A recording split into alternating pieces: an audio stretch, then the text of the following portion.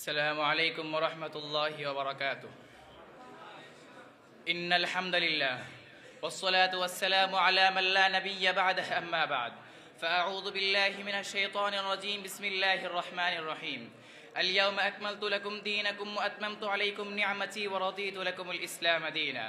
وقال رسول الله صلى الله عليه وسلم: لا يبقى على ظهر الأرض بيت مدر ولا وبن إلا أدخله الله كلمة الإسلام إما بعز عزيز وإما بذل دليل. জামিয়া ইসলামিয়া ওলি ইবনে ওসমান খান মাদানী সাহেব কর্তৃক আয়োজিত আজকের বার্ষিক হাফলার সম্মানিত সভাপতি ও বিজ্ঞ বিচারক মণ্ডলী ও আমার সামনে উপবিষ্ট বাংলার দূর দূরান্ত থেকে ছুটে আসা আলিম পিপাসার্থ ছাত্র ভাইয়েরা, সকলকেই জানাই আন্তরিক মোবারকবাদ। মুহতারাম হাজিরিন, আজকের হাফলার বিষয়বস্তু সম্পর্কে আপনারা সকলেই অবগত আছেন, আর তা হলো ধর্মনিরপেক্ষতায় বাংলাদেশ। আল্লাহ চাহে তো উক্ত বিষয়ের উপর কিঞ্চিত পরিমাণ আলোকপাত করার চেষ্টা করব ইনশাআল্লাহ। ওয়া মা তাওফীকি ইল্লা বিল্লাহ। মুহতারাম হাজিরিন, ধর্মনিরপেক্ষতা সম্পর্কে আলোচনা করতে গেলে বড় আফসোসের সাথে বলতে হয়, আজ বাংলাদেশ বিশ্বের বৃহত্তম মুসলিম দেশ হওয়া সত্ত্বেও এ দেশে ব্যক্তিগত জীবন থেকে শুরু করে রাষ্ট্রীয় ও আন্তর্জাতিকভাবে সমস্ত জায়গায় ইসলাম আজ অপমানিত, অবহেলিত ও বিরাট বৈষম্যের শিকার। যদিও এই দেশের 95% মানুষ মুসলমান, তার মূল কারণ হচ্ছে এই দেশের রাজনৈতিক দলগুলো গণতন্ত্রের পূজারী, আর এই গণতন্ত্রের মূল ভিত্তি হলো কুফরি মতবাদের উপর, আর তারা এই কুফরি মতবাদ দিয়ে রাষ্ট্র পরিচালনা করতে চায়। অথচ আল্লাহ রাব্বুল আলামিন তার কালাম পাকে ইরশাদ করে বলেন, আল ইয়াউমা আকমালতু লাকুম দীনাকুম ওয়া আতমামতু আলাইকুম নি'মাতি ওয়া রাদিতু লাকুমুল ইসলাম দীনা।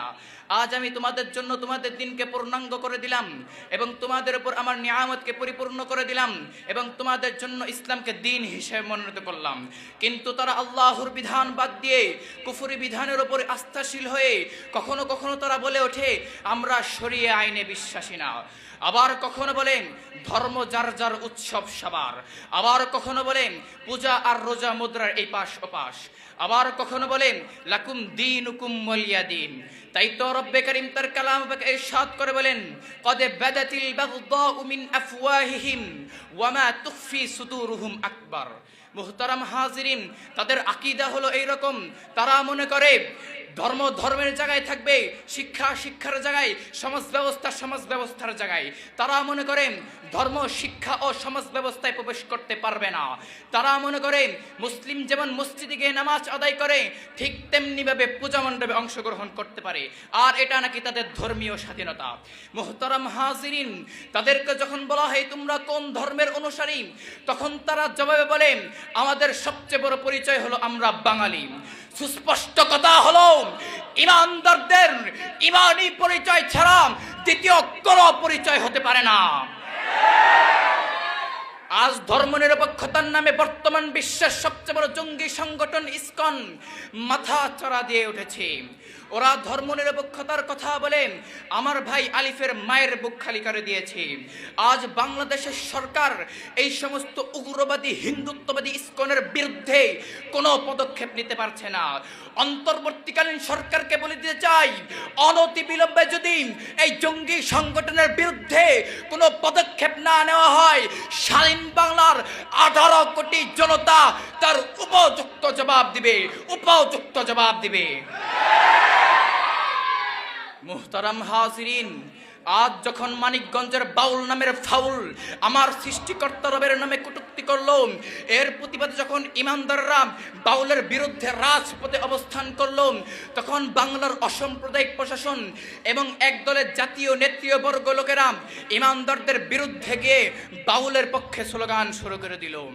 সুতরাং আজ যারা বাউলের পক্ষ নিয়ে কথা বলছো, আজ যারা ধর্মনিরপেক্ষতার কথা বলছো, আজ যারা শরিয়া আইনের বিরোধিতা করছো, কান খুলে শুনে রাখো, 1977 সালে শহীদ প্রেসিডেন্ট জিয়াউর রহমান সংবিধান থেকে ধর্ম নিরপেক্ষতা বাদ দিয়ে আল্লাহর উপর পূর্ণ আস্থা ও বিশ্বাস যুক্ত করে 1988 সালে রাষ্ট্র ধর্ম ইসলাম ঘোষণা করেছিলেন। সুতরাং ধর্ম নিয়ে বেশি বাড়াবাড়ি করার চেষ্টা করো না, কারণ এ দেশে ইসলাম এমনি এমনি ভেসে আসে নাই। বাংলাদেশ স্বাধীন করতে যেমন 1 সাগর রক্তের প্রয়োজন হয়েছে, ইসলাম হেফাজত করতে 1 সাগর নয়, হাজার হাজার সাগর রক্তের প্রয়োজন হয়েছে। সুতরাং সুতরাং সুস্পষ্ট রিসালাত হলো ইসলাম বিরোধীদের কোনো ধর্মীয় পরিচয় নাই, ইসলাম বিরোধীদের কোনো বংশীয় পরিচয় নাই, ইসলাম বিরোধীদের কোনো রাজনৈতিক পরিচয় নাই। ইসলাম বিরোধীদের একটাই পরিচয়, ও বিশ্ব সভ্যতার দুশ্মন, ও বিশ্ব মানবতার দুশ্মন, ও আমাদের জানের দুশ্মন।